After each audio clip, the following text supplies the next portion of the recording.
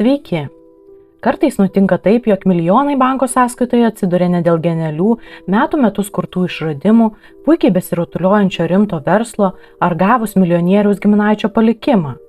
Pasaulyje pasitaikė ne viena istorija, kai žmonės tapo turtingi dėl keistų ar net absurdiškai skambančių priežasčių. Ir būtent tokius atvejus šį kartą ir aptarsime. Nepamirškite po šio video paspausti patinka, prenumeruoti kanalą Maistas smegenims, o tada tiesiog atidžiai klausytis. Galbūt šie itin keistais būdais praturtėję žmonės ir jūs įkvėps uždirbti didžiulės sumas. Garis Dalas. Garis Dalas buvo paprastas reklaminių tekstų kūrėjas, kai staiga jo gyvenimas apsivertė aukštyn kojom. Besėdint viename iš Kalifornijos barų, jis klausėsi draugų, kurie skundėsi, kiek daug vargo sukelia ir kiek dėmesio reikalauja naminiai gyvūnėliai. Juk juos reikia išvesti pasivaikščioti, maitinti, tvarkyti jų padaromą betvarkę ir taip toliau. Garis tuomet juokais mestelėjo, kad jo auginamas akmuo yra puikus augintinis, nes nereikalauja jokio dėmesio. Akmens nereikia šerti, vedžioti, dresuoti, šukuoti, jis net niekada nesusirgs, netaps nepaklusniu ir nenumirs. Visiems jo atsakymas pasirodė toks juokingas, kad Garis įžvelgė puikią pasipelnimo idėją. Iškalbingas, žinantis, kaip parduoti produktus vyras, greitai įkalbėjo 2 kolegas investuoti į jo idėją. Jis nusipirko glotnių akmenų iš Meksikos paplūdimių, už kiekvieną akmenį sumokėdamas po mažiau nei centą.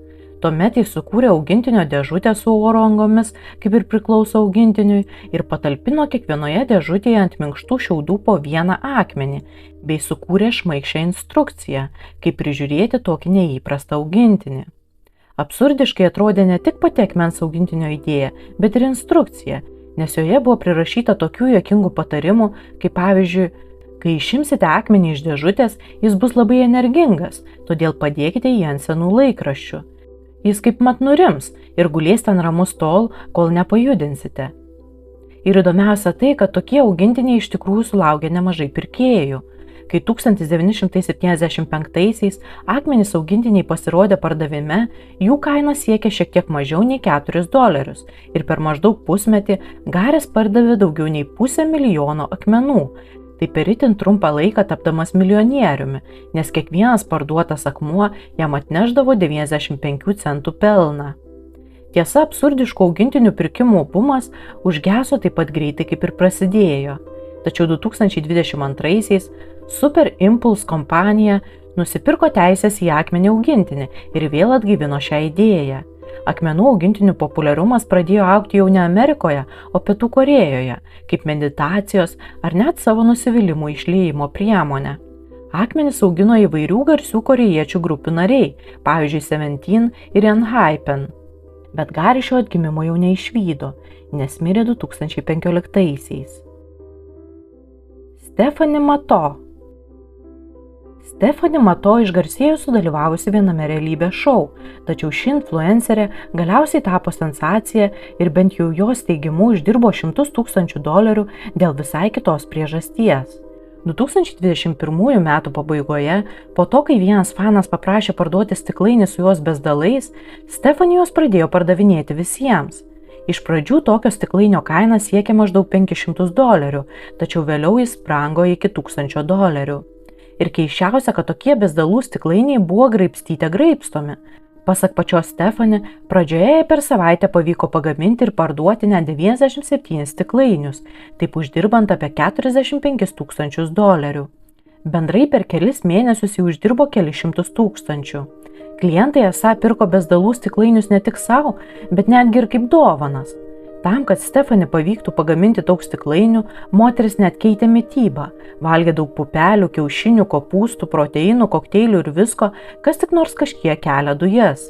Tačiau galiausiai tai atsisuko prieš pačią Stephanie, nes ji 2022 metų pradžioje pajuto aštrų skausmą krūtinėje, kuris keliavo ir į ranką. Moteris išsigando, kad tai gali būti širdies smūgis ar dar kas panašaus, todėl nuskubėjo į ligoninę. Ir ten sužinojo, kad visgi kalta ne širdis, o mitybos pokyčiai ir stiprus dujų kaupimasis. Tad Stephanie teko nutraukti bezdalų verslą ir pereiti prie naujų idėjų. Vėliau jie ėmė pardavinėti įvairius kitus labai keistus dalykus, įskaitant krūtų prakaitą. Richardas ir Betty Jamesai. Richardas Jamesas 1943 Pensilvanijoje dirbo laivyno inžinieriumi ir bandė sukurti būdą, kaip pakabinti jautrią laivų įrangą, kad ši būtų stabili net ir banguotoje jūroje. Jis dirbo su spyruoklėmis, kai viena tiesiog nukrito nuo lentynos ir užuot gulėjusi ar norėdėjusi tolyn, tarsi nužingsniavo. Richardui matant tokį spyruoklės judėjimą, iškart gimė žaislo idėja. Su žmona Betty jie pasiskolino $500, nusipirko spyruoklių vyniojimo mašiną ir pradėjo žaislo gamybą.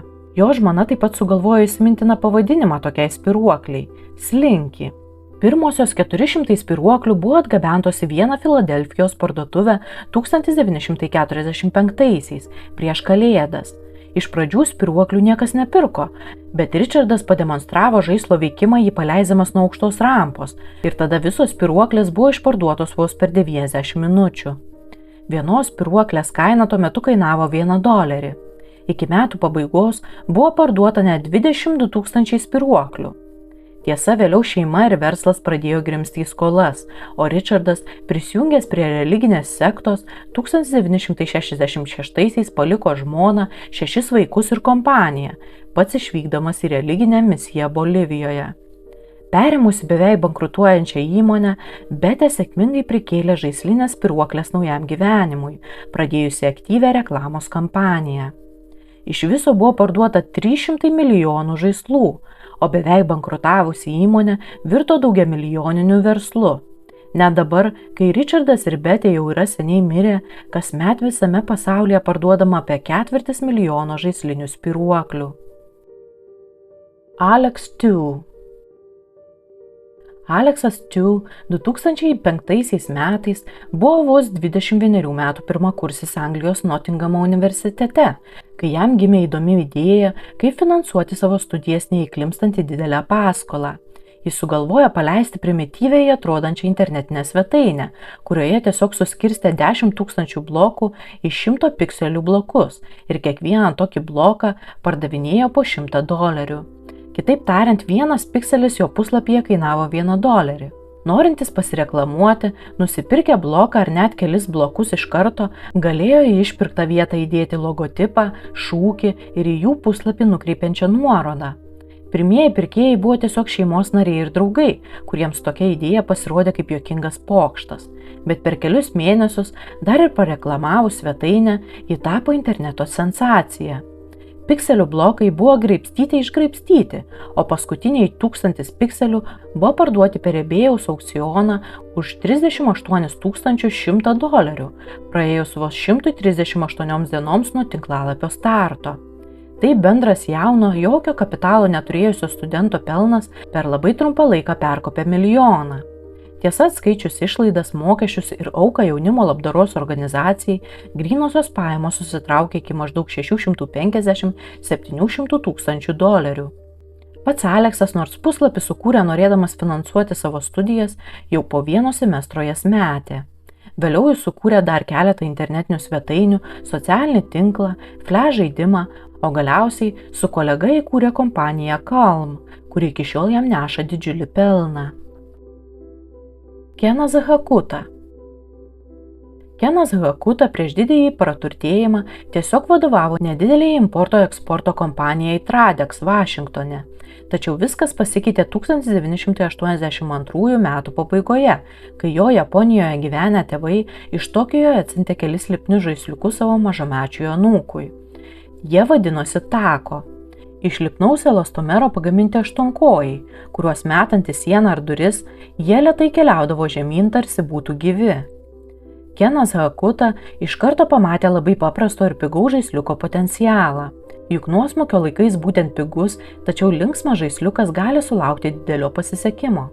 Tad Kenas nusprendė įsigyti teisės į produktą už vos $5000 ir pervadino Tako į Walkie Wall Walker. Žaisliuko pardavimai prasidėjo 1983, o kalėdiniu laikotarpiu visi jį graibstė. Nors žaisliuko savikaina buvo vos maždaug 30 centų, Kenas jos pardavinėdavo už maždaug $1,7–2,5 ir galutinis pelnas po visų išlaidų būdavo apie 40 centų. Be to, žaisliukai buvo dedami į dribsnius kaip mėly prizai, jie buvo reklamuojami televizijoje ir tapo tikra tų laikų ikona. Vos per 1983–84 metus JAV buvo parduota daugiau nei 200 milijonų lipnių aštuonkojų, tad Kenas Hakuta per itin trumpą laiką tapo milijonieriumi. Tiesa, lipnių aštuonkojų mada kaip greitai atėjo, taip greitai ir nuslūgo. O Kenas Hakuta daugeliui tapo žinomas kitų vardų, kaip daktaras Fadas, populiarios vaikų televizijos laidos vedėjas, rodęs vaikų išradimus ir skatinęs kūrybiškumą. Chen Guangbao. Chenas Guangbao prieš didžiąją šlovę buvo sėkmingas, bet ne visiems žinomas verslininkas Kinijoje. Jis 2003 metais įkūrė įmonę, kuri specializuojasi statybinių atliekų, metalo laužo ir buitinių šiukšlių perdirbime. Kitaip tariant, jis Kinijos statybų bumą pavertė savo auksu, nes jo įmonė griovė senus pastatus, rūšiavo medžiagas ir parduodavo perdirbtas žaliavas.